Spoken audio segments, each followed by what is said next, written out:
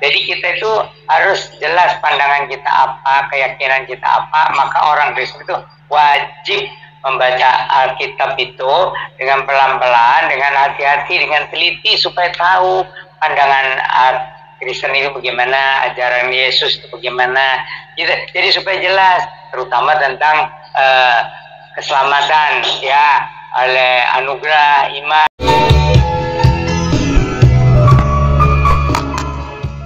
Jemaat dianjurkan secara sepintas saja jangan percaya kepada ajaran yang aneh-aneh gitu.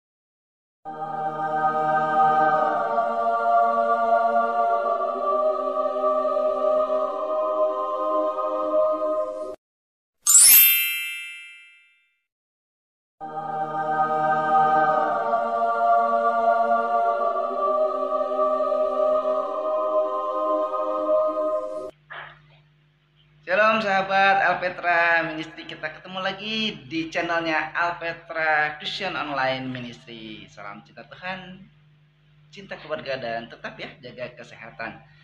Sahabat Alpetra, kali ini kita akan membahas pertanyaan-pertanyaan penting nih yang kayaknya lagi banyak dipertanyakan ya, dan membuat kita semua bertanya-tanya yang benar gimana sih? Apa sajakah itu? Mari kita sapa dulu Bapak Pendeta Yan Antoni. Shalom. Shalom. Ya, Tuhan memberkati semua penonton Alpetra Ministry ya. Ya Om. Om, sebelum kita mulai bukan kayaknya ya, kita harus doa dulu. Mohon kesediaan Om untuk pimpin dalam doa. Mari para penonton kita berdoa. Bapa kami yang di surga, Allah yang hidup, pencipta langit dan bumi dan segala isinya, Allah yang maha kuasa, Allah yang maha kasih, yang sudah mengutus Tuhan Yesus turun dari surga menjelma menjadi manusia untuk menembus dosa umat manusia.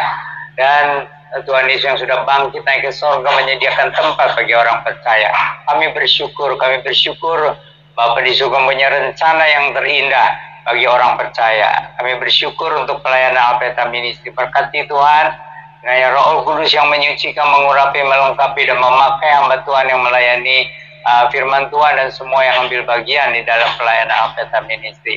Namamu dipermuliakan Bapa, Roh Kudus-Mu berkarya, curahkan segala anugerah, segala rahmat, segala berkat bagi semua penonton, pendengar, pemirsa Alpetra Ministry. Kami bersyukur, berdoa, berserah hanya dalam nama Tuhan Yesus Sang Mesias, Juru Selamat yang dijanjikan bagi segala bangsa.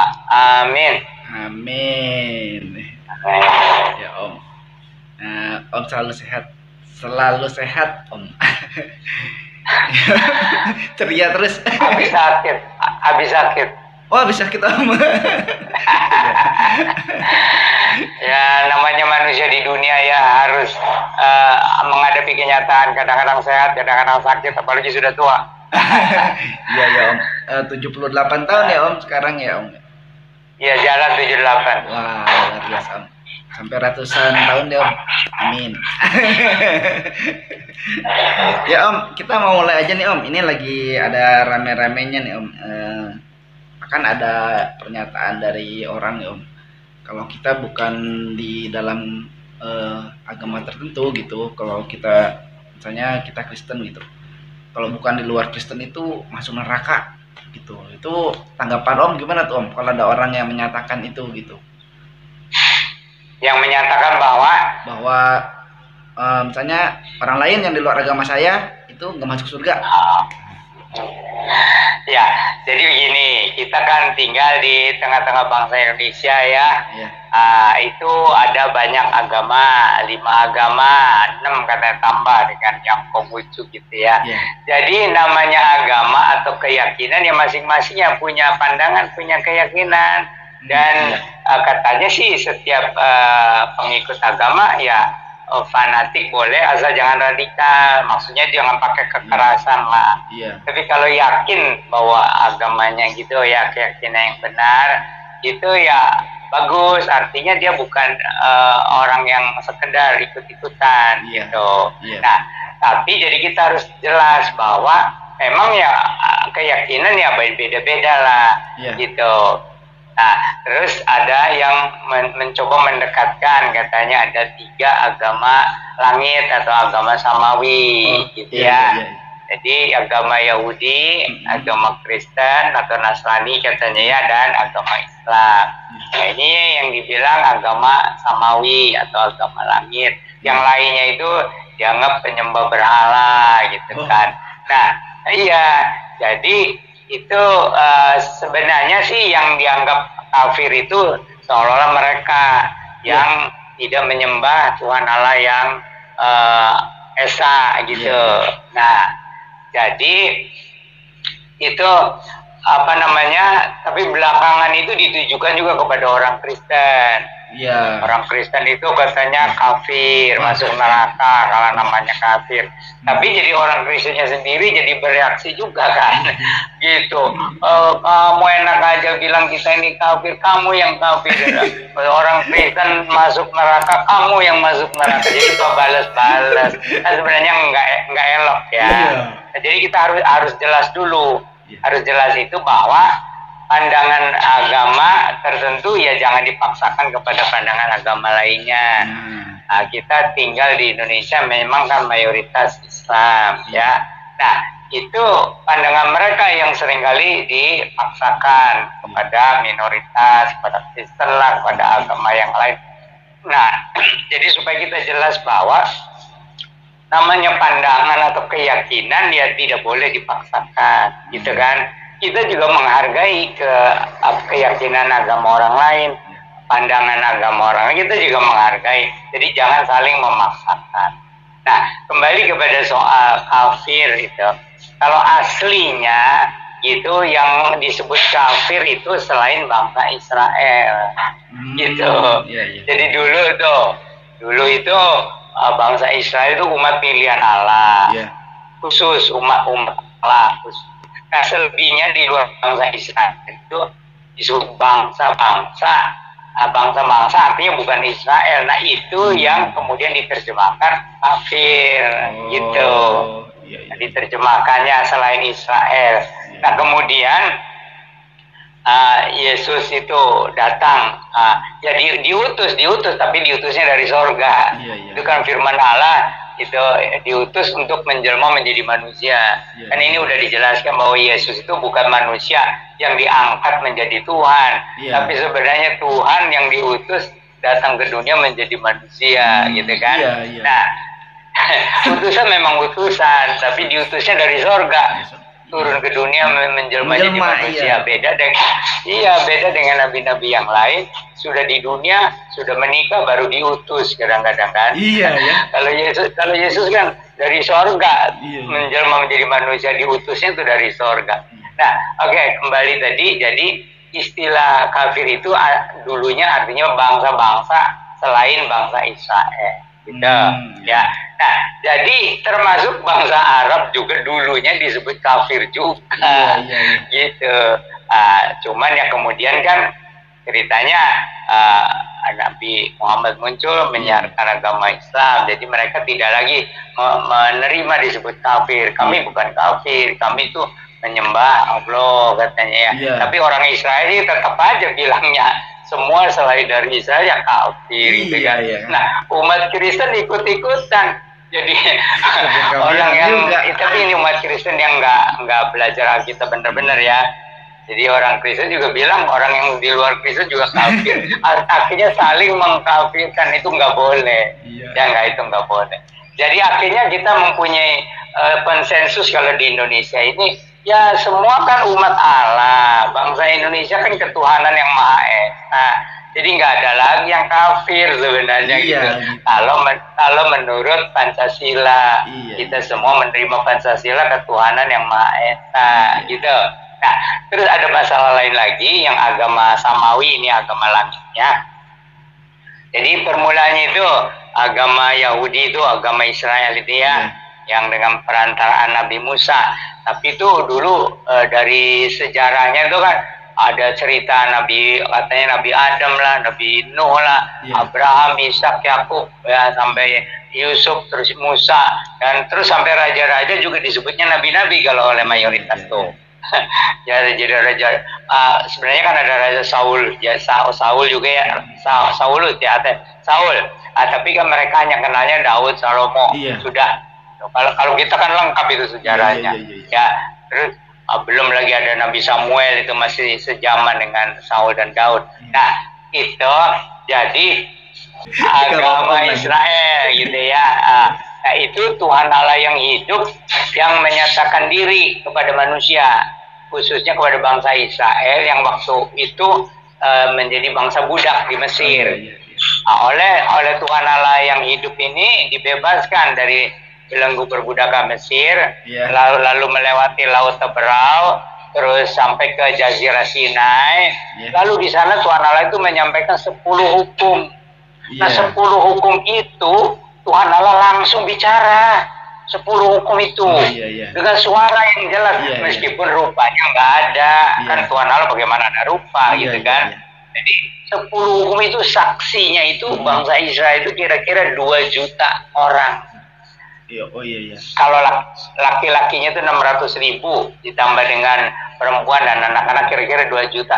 Jadi itu saksi nyata bahwa Allah yang hidup itu menyatakan diri kepada manusia, ya khususnya kepada bangsa Israel. Kalau di luar Israel itu kan dewa-dewi, pikiran manusia menyembah, oh ada Allah, ada, tapi ada kadang-kadang menyembah Dewi Bulan, seperti orang Arab itu dulu menyembah Dewi Bulan dulu. Bangsa Arab itu kebanyakan menyembah Dewi Bulan. Terus ada 3 anak katanya itu, dan sebagainya. Terus ada yang menyembah dewa matahari seperti bangsa Mesir, bangsa Jepang gitu ya. Ada yang menyembah bintang-bintang. Kalau bintang-bintang itu kan banyak macamnya, bintang-bintang itu disembah juga. Belum lagi yang berhala-berhala, patung-patung atau pohon atau gunung atau apalah. Nah itu. Nah, jadi itu Tuhan Allah yang hidup itu menyatakan diri kepada manusia, khususnya pada bangsa Israel. Lalu menjanjikan datangnya Mesias, yaitu Raja Penyelamat gitu, kepada bangsa Israel itu. Nah, untuk nanti mendirikan kerajaan yang kekal. Nah, menurut Kristen ya Mesias itu Yesus, gitu. Nah, lalu kenapa Yesus tidak jadi raja?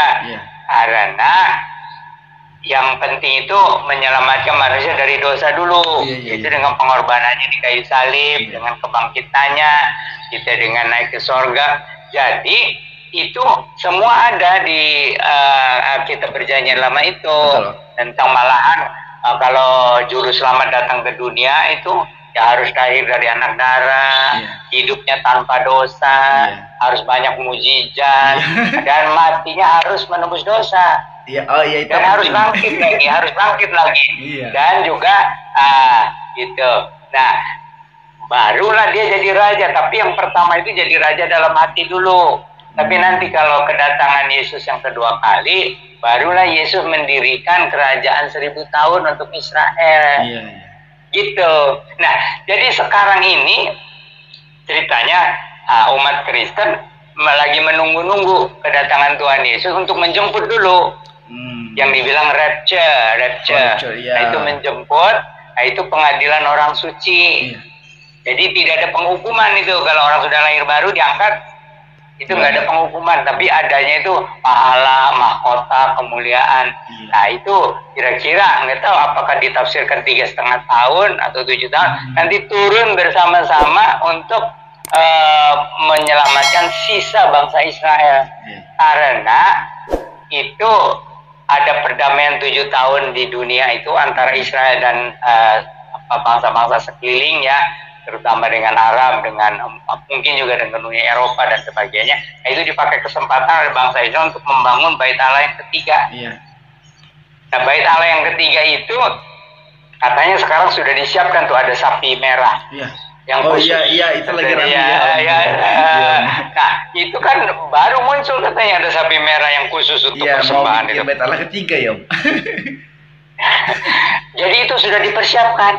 Jadi sebagai fondasinya itu, tapi pas di atasnya itu ada Masjidil Aqsa. Itu yang di Yerusalem. Gitu. Tapi di bawahnya itu sebenarnya fondasi dari Bait Allah yang dulu, baik Bait Allah yang waktu Herodes maupun Bait Allah Salomo, itu masih sama-sama di situ. Oh, Sama-sama. lokasinya. Nah, jadi disiapkan fondasinya, bahan-bahannya, segalanya. Nah, begitu nanti perdamaian 7 tahun, bangsa Israel itu kesempatan tuh, set, berdiri nanti. Yang nggak tahu apakah dalam jangka berapa tahun kita nggak tahu ya, karena itu kan pasti megah, Iya. pasti megah. Iya. Gitu. Nah, Bisa dibayangin. kemudian itu dikepung oleh bangsa-bangsa, terutama oleh Arab dan Islam, Iya, gitu iya. ya. Mungkin dibantu sama apakah Cina, apa Rusia, Iya. gitu ya, bantu untuk menyerang Israel, Iya. gitu. Mungkin Indonesia juga kirim tentara, Iya, mungkin, gitu ya. Nah, itu jadi Israel akan dikepung bangsa-bangsa. Iya, iya. Wah, namanya perang kan canggih tuh, bangsa Israel canggih. Kalah menang, akhirnya tinggal sisanya 144.000 itu tafsiran, lari ke Bukit Zaitun. Nah, waktu di Bukit Zaitun itu mereka menjerit, mana katanya Mesias, Raja Penyelamat yang dijanjikan itu, kami sudah hampir habis, tapi kok Mesias Juru Selamat itu belum datang juga. Iya, iya. Turun Tuhan di dalam kemuliaan gitu, dengan orang-orang yang tadi dibangkitkan itu, sama yang di perjanjian lama juga yang diselamatkan. Turun ya ke Bukit Zaitun, dan kemudian itu bangsa-bangsa yang mengepung itu habislah oleh senjata mereka sendiri, senjata makan Tuhan. Iya, jadi Israel diselamatkan, lalu berdiri kerajaan 1000 tahun. Tapi sebelumnya itu ada pengadilan bangsa-bangsa juga, yang dipisahkan antara domba dan kambing tuh. Gitu. Jadi yang kambing-kambing itu yang dianggap manusia yang tidak punya peri kemanusiaan. Gitu, orang mati kelaparan dibiarin, orang mati kehausan dibiarin, orang sakit parah nggak ada yang nolong dibiarin. Pokoknya tidak peduli lah terhadap orang yang menderita. Itu orang yang tidak peri kemanusiaan, apalagi yang jahat, yang kekerasan, itu dihabisin. Jadi orang-orang yang tidak punya hati nurani, orang yang tidak berperi kemanusiaan dihabisin. Nah, baru masuk ke dalam kerajaan 1000 tahun. Nah, bagaimana dengan bait Allah ketiga itu? Nah, kalau di kitab Nabi Yeskiel, itu Tuhan Yesus katanya pimpin juga upacara korban. Lucu ya. Tapi kalau misalnya menurut Nabi Yeskiel begitu, pasti Tuhan Yesus jelaskan. Nah, itu semua menunjuk kepada pengorbananku di kayu salib. Gitu. Mungkin di situlah bangsa Israel itu jadi mengerti kenapa korban binatang, domba lah, lembu lah, gitu kan, sapi, kambing, korban untuk penebusan dosa, minta ampun. Nah, baru Yesus jelaskan itu pengorbanan Yesus di kayu salib itu untuk menebus dosa, gitu. Nah, itu ceritanya, ya. Jadi datangnya dalam kemuliaan, bukannya datang menjadi manusia biasa, lalu katanya kawin, punya anak. Iya, itu lalu katanya mengucapkan itu ya, katanya mengucapkan syahadat, katanya gitu. Yang nggak mungkin lah, karena apa, ini beda, gitu kan. Oke, jadi ini agama Yahudi, agama Kristen. Nah, ini agama Islam, ini memang munculnya kan seolah-olah terakhir 610 Masehi. Tetapi itu sudah beda lagi, itu Arab dari padang gurun. Gitu. Jadi makanya Tuhan juga pernah bilang, hati-hati katanya kalau ada bilang ada penyelamat datang dari padang gurun katanya. Hati-hati. Nah, jadi itu sudah beda, itu Arab. Kalau dari penyanyi lama, penyanyi baru itu semua dari bangsa Israel. Gitu. Nah, ini bisa lah, meskipun bilang ngakunya, maka bagi pengikut agama Islam itu ya mayoritas, mereka itu penting untuk menghubung-hubungkan dengan penyanyi lama dan penyanyi baru. Gitu, seolah-olah masih satu. Padahal beda. Bedanya kenapa? Kalau itu dulu Tuhan Allah yang sejati itu memberikan 10 hukum, kemudian menjelma menjadi manusia Yesus, gitu ya, dan Yesus bilang, aku menyertai kamu sampai akhir zaman. Dan juga kitab Wahyu, itu kitab Wahyu pasal 21, 22, itu 20 sudah kiamat, 21 itu langit baru, bumi baru, sama 22. Jadi lalu Yesus juga bilang, ya aku ini Alfa dan Omega. Jadi bagi umat Kristen ya sudah, ini terakhir Yesus datang, gitu, menyelamatkan sampai akhir zaman, sampai Injil diberitakan kepada segala bangsa, baru katanya tiba kesudahan itu. Tapi ini tiba-tiba muncul dari Arab, gitu kan.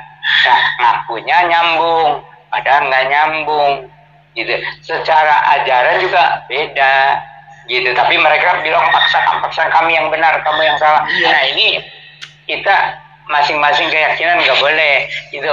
Keyakinan Kristen ya Kristen, keyakinan Islam ya Islam, keyakinan Yahudi ya Yahudi. Itu agak beda. Perjanjian Lama kalau ditafsirkan menurut konteksnya sama dengan penafsiran Kristen. Tapi orang Yahudi itu nggak mau. Mereka itu mau menafsirkan sendiri, lalu Tuhan Allahnya itu semacam tauhid. Tapi rumusannya dari filsafat Yunani, Aristoteles. Jadi Aristoteles itu kira-kira abad ketiga sebelum Masehi sudah merumuskan Tuhan Allah itu harus satu, Esa. Itu dipakai oleh teolog Yahudi. Iya. Gitu. Jadi kalau dari perjanjian lama kan ada Elohim sama Yahweh sama Roh Kudus, gitu kan, yang menyatakan diri sebagai Tuhan Allahnya bangsa Israel itu Yahweh itu yang dipanggil Adonai, gitu kan. Nah kemudian Adonai Yahweh ini yang sebenarnya menjelma menjadi Yesus, gitu.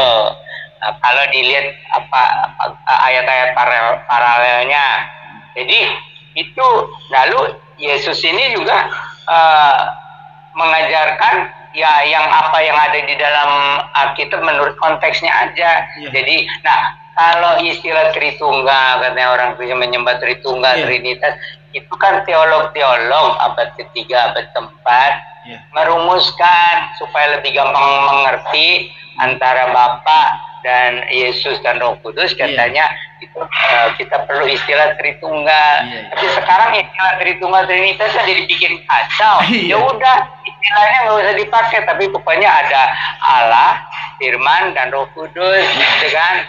Nah Allah itu Bapa di sorga, yang maha mulia, yang maha kasih itu ya. Nah kemudian Firman itu yang menjelma menjadi Yesus. Ya lalu kita panggilnya Tuhan, karena memang dia yang penguasa. Maka duduk di sebelah kanan Allah itu bukan sebelah kanan sebelah mana, bukan. Itu artinya tuh tangan kanannya gitu ya, penguasa. Nah ya dipanggilnya Tuhan Yesus itu. Lalu jadi kita memang ada orang bilang katanya kita nggak usah pakai lagi istilah atau kepercayaan Tritunggal Trinitas. Ya kalau nggak mau ya udah nggak apa-apa. Yang penting kita percaya ada Allah, Firman dan Roh Kudus atau Bapa, Yesus yang bergelar anak Allah, gelar anak Allah dan Roh Kudus gitu. Jadi soal istilahnya kita nggak usah pusing gitu. Nah, lalu bagaimana dengan tauhidnya, dengan teologinya? Nah, itu teologi Kristen itu ya sebenarnya itu tadi Allah, Firman dan Roh Kudus, Allahnya itu. Ya kan Esa tapi Allah, Firman dan Roh Kudus. Nah, kalau yang teologi Islam ini sebenarnya ngambilnya dari teologi Yahudi. Teologi Yahudinya ngambil dari filsafat Aristoteles. Jadi Tuhan Allah itu harus satu yang seperti bilangan dimutlakan. Iya. Ya, jadi ngerti ya sekarang. Nah itu keyakinan yang memang kita nggak bisa paksakan. Nah, lalu ceritanya lagi kalau agama yang dari Arabia, Saudi Arabia ini itu lebih dekatnya dengan kepercayaan sebelumnya, itu penyembahan Dewi Bulan. Lebih dekatnya. Hanya teologinya aja yang ngambil dari perjanjian lama, perjanjian baru, seolah-olah itu tauhid itu.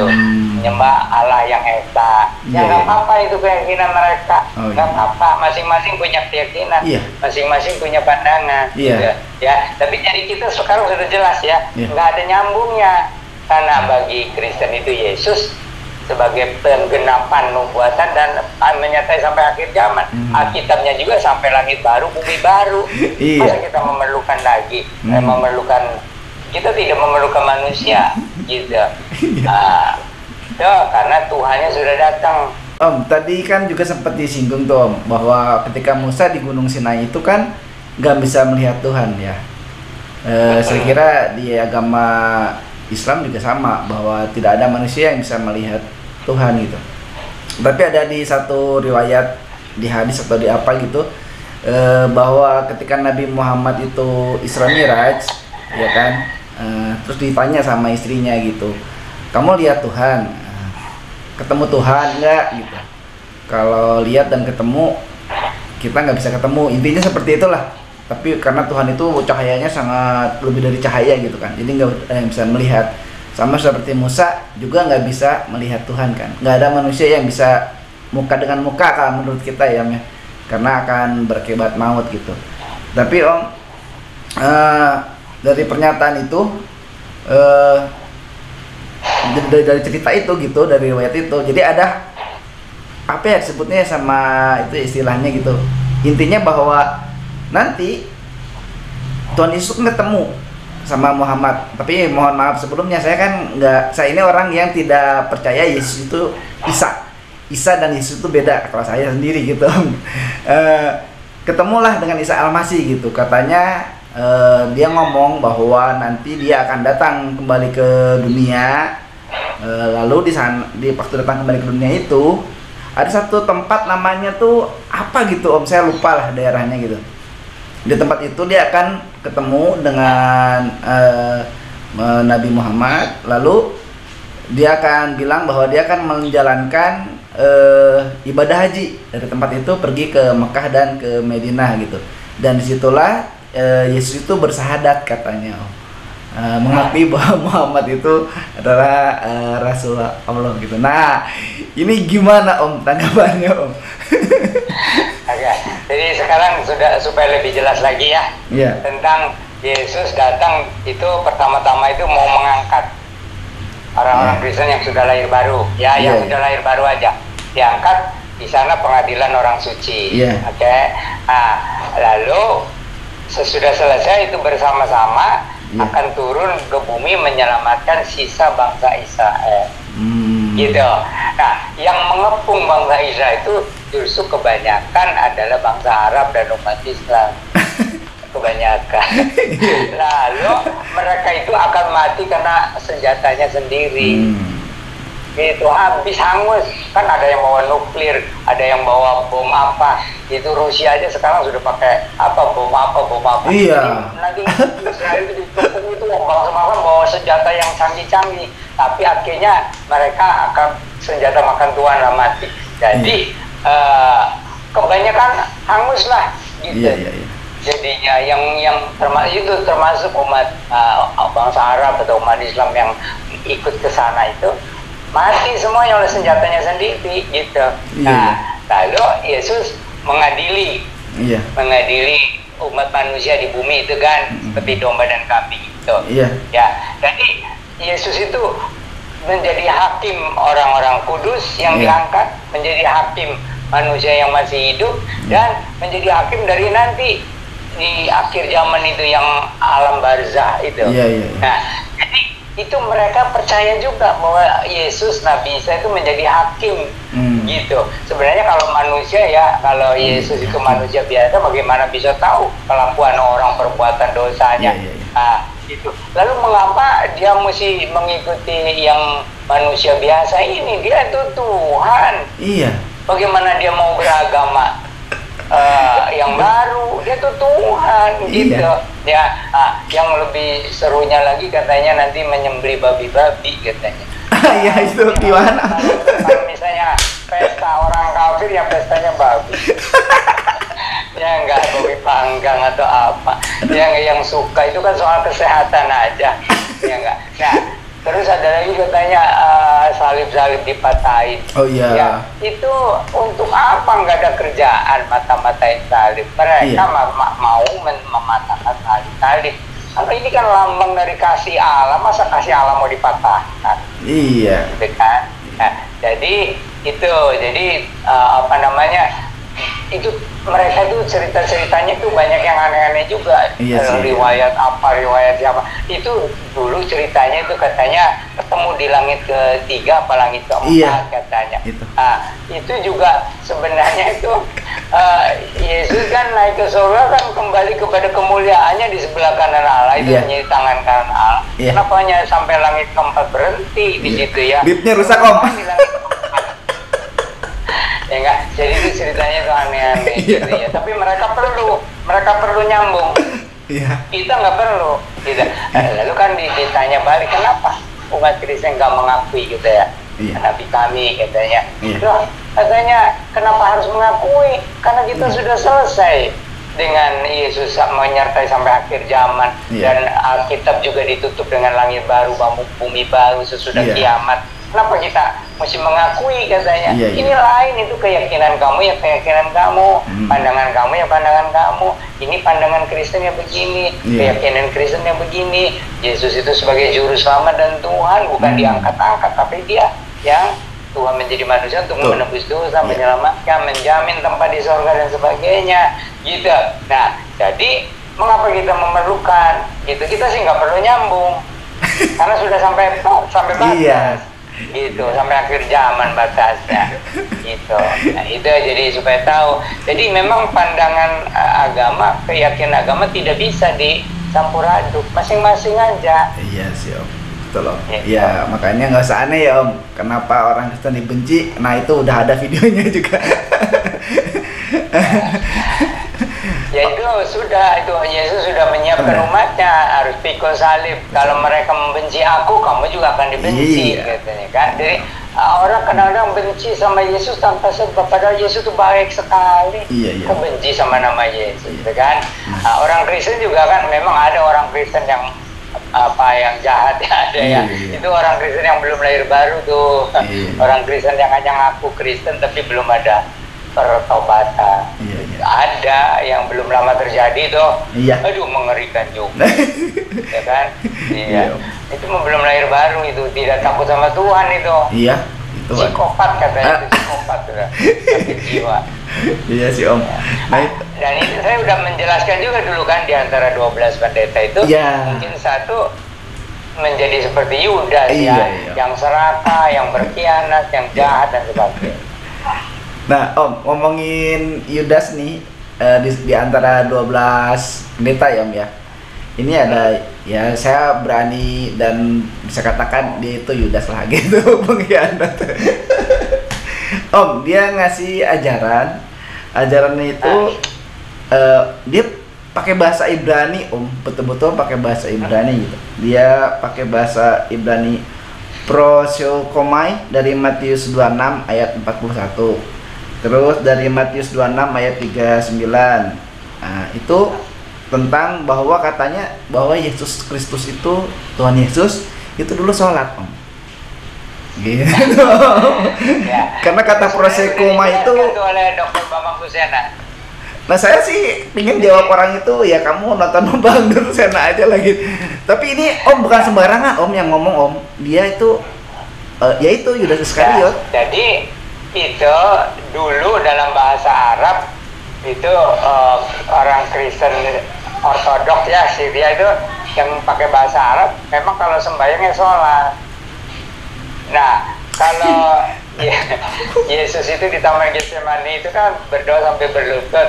Orang Kristen kan sampai sekarang juga banyak yang berlutut. Saya sampai sekarang masih berdoa berlutut. Itu Om jadi masalah Om, berlutut dan bersujud kan kita itu. Nah itu diartikan ke sana gitu. Waktu Yesus sujud katanya rebah kan, itu berarti Yesus itu sholat ngajakin berjamaah gitu.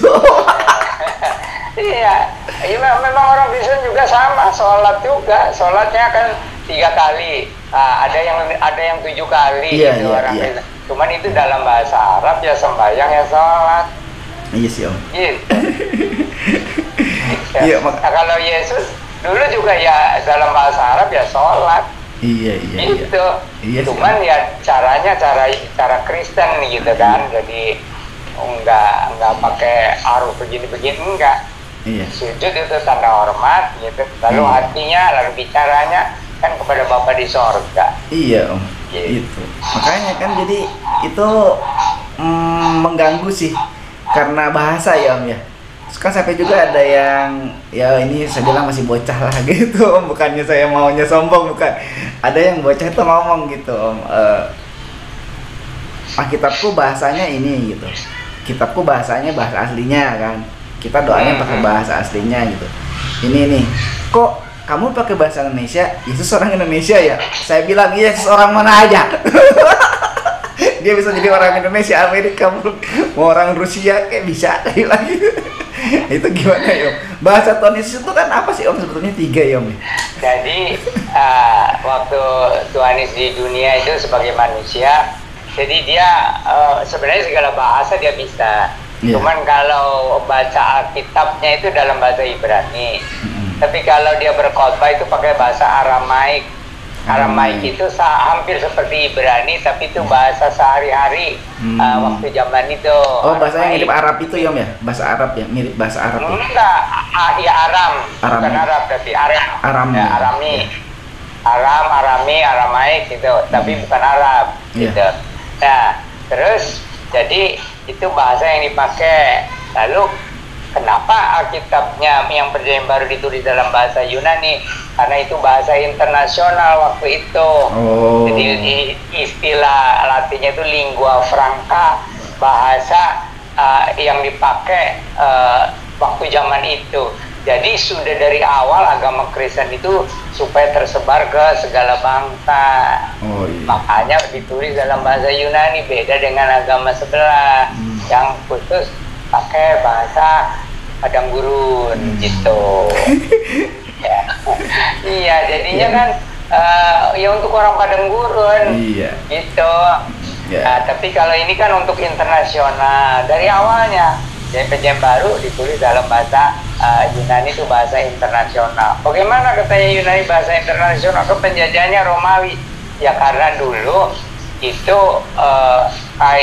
Raja Yunani yang namanya Alexander the Great, Alexander Agung, itu dia menguasai begitu luas wilayahnya dari Eropa sampai ke India. Itu memaksakan pelajaran bahasa Yunani. Harus dipaksakan belajar bahasa Yunani. Jadi sampai dia tumbang, kerajaan Yunani tumbang, diganti dengan Kaisar Romawi, tapi bahasa internasionalnya Yunani. Itu sudah jalan Tuhan lah itu. Ya itu, gitu. Makanya harus belajar, kalau masih bocil sekolah lagi lah ya Om ya. Jadi itu sudah rencana Tuhan itu supaya keselamatan di dalam Tuhan Yesus Kristus disebarkan kepada segala bangsa. Itu lewat bahasa internasional. Tapi kalau digituin, kadang dijelasin begitu juga ya Om, suka marah ya Om ya. Ya udah Om, kita lanjutin aja Om. Nah ini Om yang menarik kan, Om tadi bilang itu Alexander Agung itu ke semua ya Om ya. Nah ini karena ke semua dunia, belahan dunia gitu. Ada yang bilang bahwa Tuhan Yesus itu dulu pernah ke India. Kan ada catatannya hilang tuh Om, 12 ke 30. Itu dianggapnya Tuhan Yesus pernah ke India. Dan di sana, di India itu, dia ada yang bilang dia mempelajari agama Hindu dan Buddha karena lebih dulu dari Kristen. Ada yang bilang justru pencipta agama Buddha dan Hindu itu Tuhan Yesus gitu. Nah ini gimana Om? Ya, jadi itu sesudah Injil diberitakan ke segala bangsa, jadi itu gereja tercerai-berai ya. Pertama itu tercerai-berai itu. Jadi orang Kristen itu sampai ke India, sampai ke Pakistan. Tapi beritanya itu tetap Yesus sebagai juru selamat, sebagai Tuhan, gitu ya. Jadi dikenalnya setiap penginjil itu, karena kan untuk ngobrol siapa nama Anda kan jarang yang begitu. Pokoknya nurut ceritanya, ini Yesus. Seperti saya dulu di Sukabumi waktu kontrak di sana itu, kalau saya masuk gang itu, anak-anak itu bilang itu Yesus datang katanya, itu Yesus datang katanya. Nah ini jadi pemberita Injil yang sampai ke India, sampai ke Pakistan itu, jadi disebutnya Yesus. Di Pakistan ada katanya kuburannya, katanya itu kuburan Yesus. Padahal itu pemberita Injil yang memberitakan tentang Yesus, juru selamat Tuhan. Yang di India juga gitu, mengabarkan Injil Yesus itu Tuhan. Itu Rasul Thomas itu kan ke India. Nah, jadi memang agama Buddha kan sebelum Kristen gitu. Sebelum Kristen, bukan sesudah Kristen. Agama Buddha itu kira-kira 500 sebelum Masehi lah gitu. Abad ke-5 sebelum Masehi itu agama Buddha gitu. Kalau agama Hindu malah hampir seperti agama Israel gitu, 1500 atau 2000 sebelum Masehi gitu. Gitu. Tapi itu agama ini itu jadi teologinya hasil dari renungan ulama-ulama selama ribu tahun. Alam semesta ini pasti ada yang menciptakan gitu kan, jadi Brahma gitu. Ada Allah yang membarui atau menyelamatkan, itu Wisnu. Ada Allah yang perusak, Kalau lagi musibah bencana alam itu Shiva gitu ya. Nah itu jadi perenungan gitu. Ada pencipta, ada penolong, ada perusak gitu kan. Kalau kita kan nggak percaya Allah perusak gitu kan. Nah kalau di agama Buddha itu kan aslinya itu nggak ada Tuhannya. Etikanya bagus gitu, ada 8 kebaikan, ada 5 hukum, dibilang Pancasila tapi bukan Pancasila kita gitu. Nah, tapi nggak ada Tuhan Allahnya. Baru belakangan agama Buddha itu bilang siapa Tuhannya, itu Sang Yang Adi Buddha, utusannya itu Siddhartha kan? Gitu. Jadi disamakan, dimirip-miripkan lah gitu ceritanya. Jadi Yesus waktu umur 12 sampai umur 30 dia itu di rumah, kan ada di Alkitab itu ditulis dia itu sebagai tukang kayu. Kemungkinan besar itu Yusuf meninggal gitu. Jadi yang menggantikan Yesus lah yang menjadi tulang punggung keluarga. Jadi nggak kemana-mana gitu. Dan ditulis itu bahwa Yesus itu tukang kayu. Lalu tukang kayu mau apanya itu kan? Jadi mempersiapkan diri untuk supaya Alkitab itu menyatu dengan dirinya. Iya Om. Gitu. Jadi drama itu, gitu. Jadi itulah sejarahnya. Yesus itu ya pakai bahasa Aramaik, tetapi Alkitab Perjanjian Baru ditulis dalam bahasa Yunani, itu bahasa internasional. Gitu. Agama yang di Arab ini yang tahunnya 610. Oh, kalau ini Tuhan Yesus itu sama Gautama duluan siapa jadi Om? Tuhan Yesus sama Siddhartha Gautama itu duluan siapa adanya gitu? Duluan lagi Siddhartha. Oh, duluan Siddhartha Gautama, baru Tuhan Yesus ada gitu. Cuman katanya seolah-olah ada persamaan ajaran, seolah-olah jadi, tapi persamaannya di mana saya juga nggak tahu itu. Lalu dikait-kaitkan dengan Yesus itu mereka hanya mengaco ya, aja. Itu Om, karena ada yang berani ekstrim bilang Yesus itu inkarnasinya dari Siddhartha Gautama, karena kan kalau Buddha percaya ada inkarnasi kan Om, gitu. Kalau inkarnasi dari Siddhartha Gautama kan ajarannya masih sama. Tapi Siddhartha tuh nggak mengenalkan tentang Allah, tentang pencipta langit dan bumi, enggak. Hanya orang supaya jadi baik aja gitu. Tujuannya juga beda. Kalau Siddhartha Gautama itu mengajarkan bahwa hidup itu ilusi. Hidup itu ilusi. Iya. Jadi manusia hidup itu karena hawa nafsu, karena keinginan. Jadi karena ada keinginan maka lahir lagi. Tapi kalau manusia bisa meniadakan semua keinginan, itu nanti moksa itu lenyap. Itu tujuannya. Jadi tujuan agama Buddha itu sebenarnya kepada kebinasaan atau lenyap nantinya. Gitu. Nah ini Om, karena juga alasan salah satu faktanya itu karena kan ada menyiksa diri itu kan sebagai bentuk pertobatan ya di ajarannya itu. Nah itu waktu Tuhan Yesus dicambuk, Tuhan Yesus disiksa, nah itu tuh ke situ katanya mengacunya gitu Om, karena waktu dulu kan diajarinnya kayak gitu. Maksudnya penyiksaan diri itu. Nah itu juga terus yang di Katolik mungkin juga ada ya Om ya, kayak menyiksa diri itu sebagai bagian penyesalan penebusan dosa gitu. Nah itu tuh diadopsi dari Siddhartha Gautama gitu. Jadi itu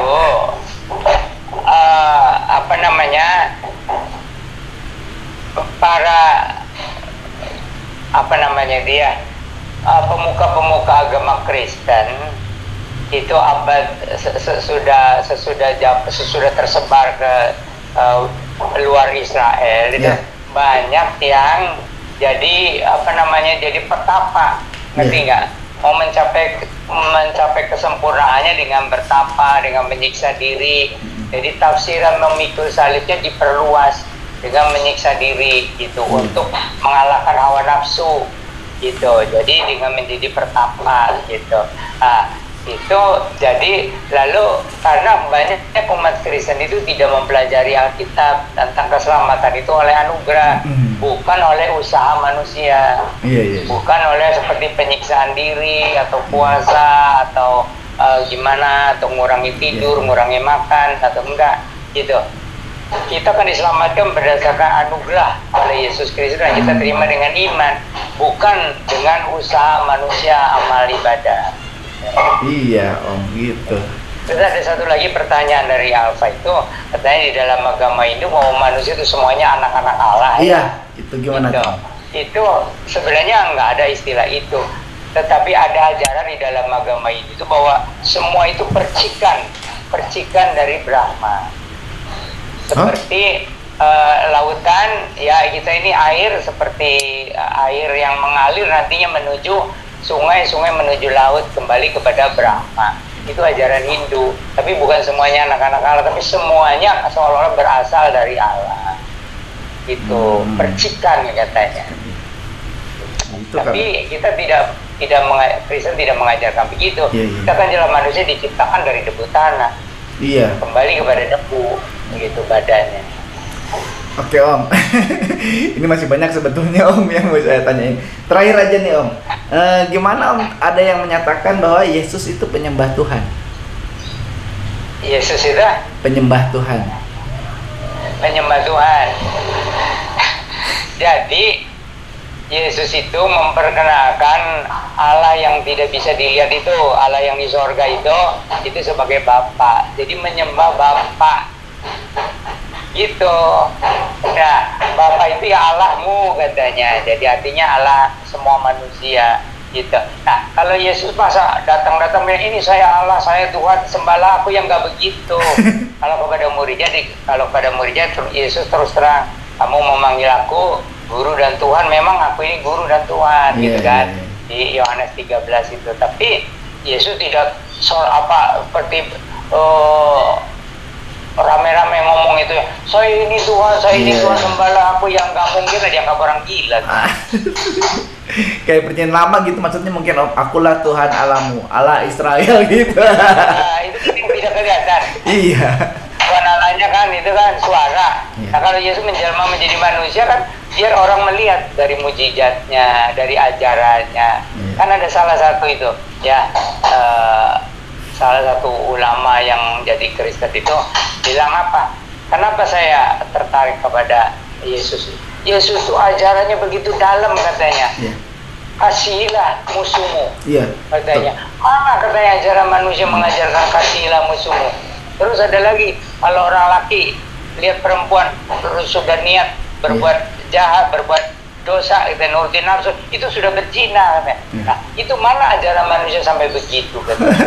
Nah, itu makanya dia tertarik. Jadi itu Yesus itu biar dikenal itu dari ajarannya, dari mujizatnya, dari kehidupannya yang suci bersih gitu. Juga dari ucapan-ucapannya waktu di kayu salib itu. Lalu juga dengan kebangkitannya naik ke sorga menyediakan tempat.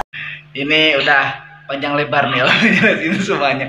Terakhir Om, ada pesan atau tips mungkin untuk sahabat Alpetra Om dalam menghadapi ya seperti yang tadi kita bahas, ajaran-ajaran yang aneh. Ya, umat Kristen di Indonesia kita tinggal bersama-sama dengan umat agama lain ya, ada 5-6 agama yang diakui di Indonesia. Jadi kita itu harus jelas pandangan kita apa, keyakinan kita apa, maka orang Kristen itu wajib membaca Alkitab itu dengan pelan-pelan, dengan hati-hati, dengan teliti supaya tahu pandangan Kristen itu bagaimana, ajaran Yesus itu bagaimana. Jadi supaya jelas, terutama tentang keselamatan ya oleh anugerah iman, dan itu ya yang jelas itu tentang harus lahir baru di dalam Yesus Kristus gitu. Jadi jangan dicampur aduk, biarin pandangan mayoritas biarin untuk mayoritas, pandangan agama lain biarin pandangan agama, tapi pandangan Kristen harus teguh berdasarkan Alkitab.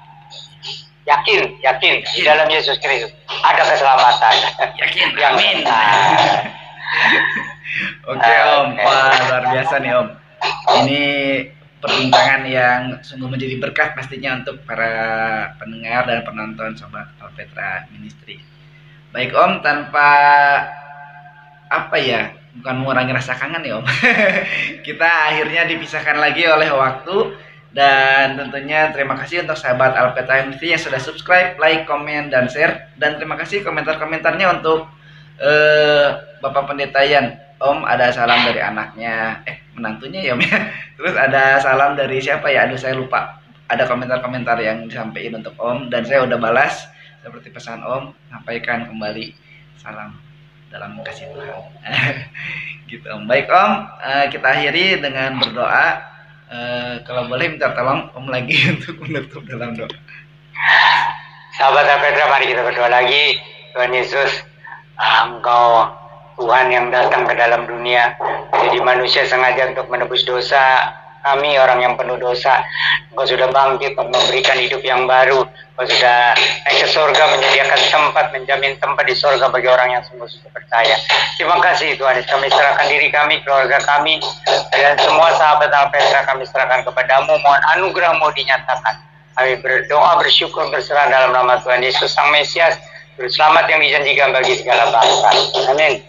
Amin. Terima kasih Om. Tuhan Yesus memberkati. Tuhan memberkati semua sahabat Alpetra. Cinta Tuhan, cinta keluarga, jaga kesehatan.